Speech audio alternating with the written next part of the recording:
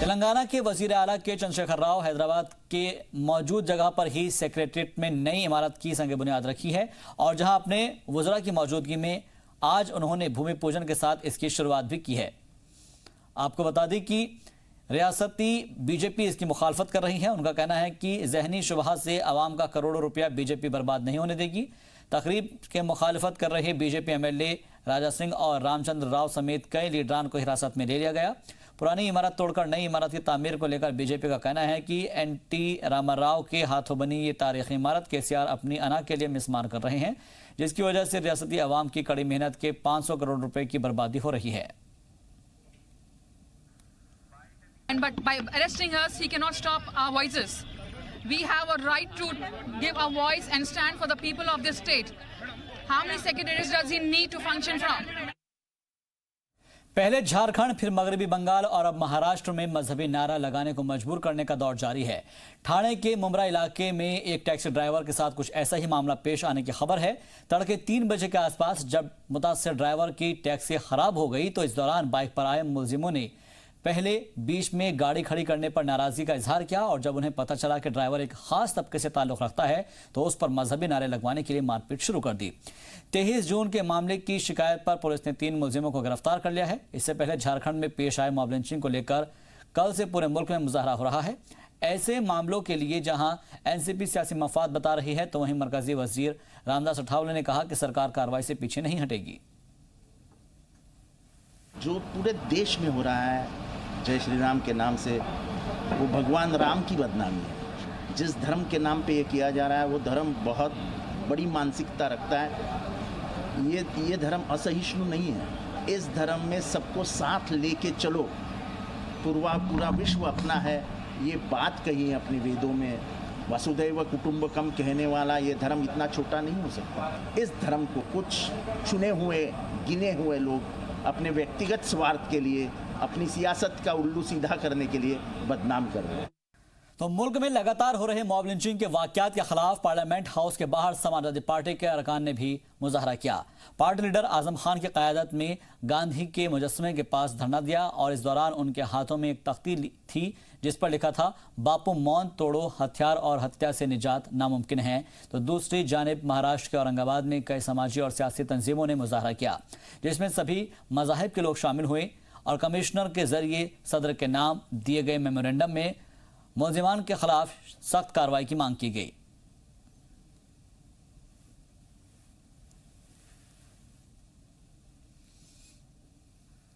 देश भर में मॉब लिंचिंग के किस्से चल रहे हैं। इलेक्शन होने के बाद से ताबड़तोड़ जब से ये शुरू हो गया है तो हमारी ये मांग रही कमिश्नर साहब से कि ये ताबड़तोड़ देश में जो मॉब लिंचिंग जो शुरू हुआ है ये ताबड़तोड़ बंद होना चाहिए और जिन्होंने भी किया है उनके ऊपर कड़क से कड़क शिक्षा होनी चाहिए उनको। और जय श्री राम बोलना ये कोई किसी बलजबरी कोई कर नहीं सकता। जो जिसको बोलना है वो बोलेगा, जिसको नहीं बोलने का है कोई शक्ति नहीं है किसी को बोलने की। सब अपने अपने मज़हब के, अपने अपने समाज के हैसियत से अपना काम करते हैं। मोदी जी चुपचाप रहते हैं और नीचे के उनके लोग करते रहते हैं और एक जब ज़्यादा हो जाता है तो एक आध बार कहीं ना कहीं स्टेज से भाषण में अपना बोल के फिर मुखले हो जाते हो। ये जो हो रहा है ये देश में वातावरण खराब कर रहे हैं। इन लोगों को जो संगठन है इन पे सख्त सख्त कार्रवाई की जाए, ये सब बंद होना चाहिए। आज कमिश्नर को एक निवेदन दिया गया है और ये निवेदन में हमारी ये मांग है कि माइनॉरिटी जो समाज है उनके ऊपर जो सरकार के जो कुछ लोग हैं उनकी तरफ से एक दड़बशाही हो रही है। मॉब लिंचिंग के नाम पे या श्री राम बोलने के नाम पे जो गुंडागर्दी हो रही है वो अन्यायकारक गुंडागर्दी है। कुछ लोग आते हैं और माइनॉरिटी का एक आध आदमी दिखा कर उसको पकड़ते हैं और बोलते हैं श्री राम बोलो, तो अगर नहीं बोला तो उसके ऊपर झुंड से ही मारती है, उसको ख़त्म कर देती है। ऐसा आज देश में चल रहा है। चाहे झारखंड में रहो, परसों ट्रेन में एक आदमी को उठा के फेंक दिया, उसने खाली श्री राम नहीं बोला। ये कौन सी बात हो रही है? चलिए बढ़ते हैं आगे। Karnataka CM H D Kumaraswamy का गांव में दौरे का मुहिम जो है वो जारी है और इस दौरान उन्होंने जनता दरबार लगाकर लोगों की परेशानियों से वो हमवार हुए। रात में मकामी स्कूल में जमीन पर सोकर उन्होंने रात गुजारी। इससे पहले कुमारस्वामी ने स्कूली बच्चों और असातिज़ा के साथ खाने का लुत्फ लिया। हालांकि बीजेपी लगातार उनके दौरों पर सवाल खड़े कर रही है। अपोजिशन जमात का कहना है कि कुमारस्वामी इससे पहले भी ये मुहिम चला चुके हैं, लेकिन आवाम का कोई भी भला नहीं हुआ है।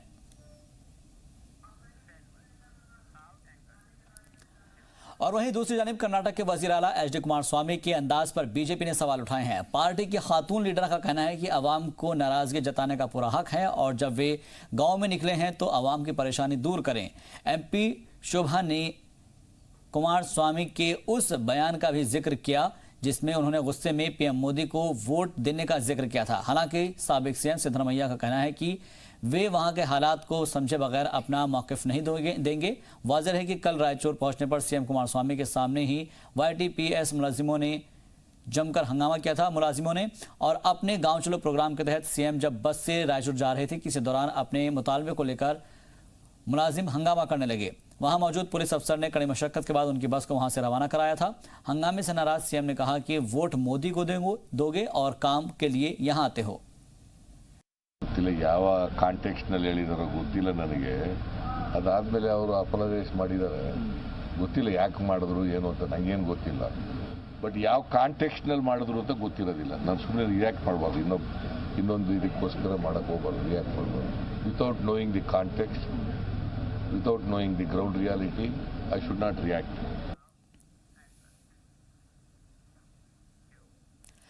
कावेरी तनाज़े के दौरान कर्नाटक का पानी कम करने को लेकर रियासत के किसान गुस्से में हैं और पानी की कमी से परेशान ये लोग हुकूमत के खिलाफ मुजाहरा कर रहे हैं। एहतजाजियों का कहना है कि पानी के मामले में रियासती हुकूमत संजीदा नहीं है। इस मामले को लेकर कल किसानों ने water resource minister DK Shiv Kumar का घेराव भी किया था। किसानों के मुजाहरे पर रियासती हुकूमत का कहना है कि फिलहाल गेंद मरकज के पाले में है और वे अदालत की हिदायत पर बनी कमेटी के हुक्म पर अमल कर रहे हैं, जिससे रियासत में पानी की किल्लत हो रही है। वाज़ेह है कि सुप्रीम कोर्ट ने मरकजी हुकूमत से एक बोर्ड तश्कील कर मामले को सुलझाने की हिदायत दे रखी है। तेलुगु देशम पार्टी की मुश्किलें लगातार जारी है और पार्टी लीडरान पार्टी का साथ छोड़कर बीजेपी का दामन थाम रहे हैं। इससे पहले 4 राज्यसभा रुकन और TDP तर्जुमान लंका दिनाकरन के बाद अब तेलंगाना TDP को भी झटका लगा है। रियासत से पार्टी के कई साबिक MP, MLA और कांग्रेस लीडर आज बीजेपी में शामिल हो गए। रियासती सदर डॉक्टर लक्ष्मण की मौजूदगी में कारगुजार सदर से इन लोगों ने मुलाकात कर बीजेपी की रुकनीत हासिल की। इस मौके पर बीजेपी ने दावा किया है कि आंध्र में 2024 में वे अहम किरदार निभाने जा रहे हैं। साथ ही जनूब हिंद की आवाम भी अब बीजेपी को पसंद करने लगी है। Shri Peddireddy, who has worked as a senior leader for TDP at the national level as national vice president and worked as 2 times cabinet minister in Andhra government. Now, recently, he decided to join to strengthen BJP under the leadership of Modi ji. Another prominent leader, Boda Janardhan, he was also minister as a labor minister, and he was MLA for 4 times, and he worked as state vice president of Telugu Desam Party, and now he is also joining BJP. Chada Suresh Reddy, who worked as a member of parliament from Hanamkonda constituency, Warangal district, and he is also Telugu Desam Party vice president.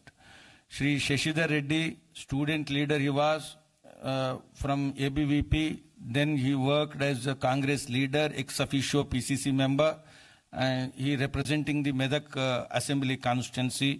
Now he is joining BJP. Along with him, Shri Rahmatullah Sheikh Rahmatullah, convener minority cell of Congress. Today they see both Andhra Pradesh and Telangana in a state of huge political flux.